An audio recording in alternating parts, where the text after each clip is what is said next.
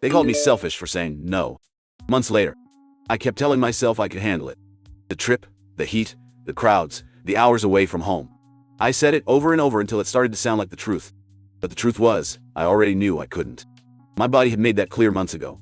When my symptoms flared so badly, I couldn't sit up without my heart racing, when my vision blurred from nothing but stress.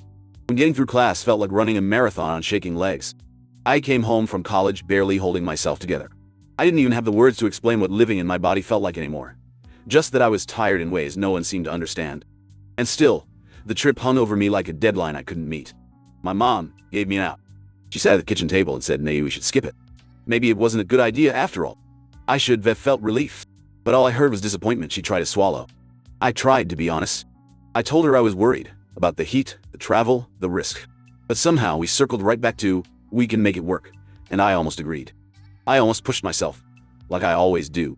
But something in me knew this time was different. So I said no. I told her I couldn't do it.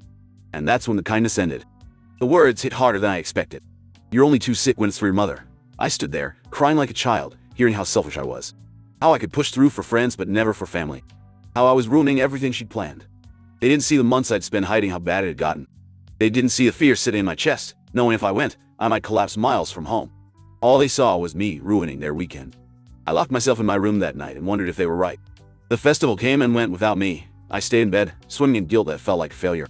But when my mom came home, she looked just as worn down as I felt. It was too hot, she finally admitted.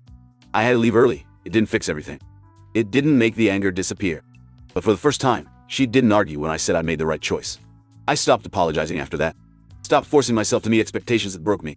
Stopped treating my health like something I had to prove I could ignore. I started asking for what I needed.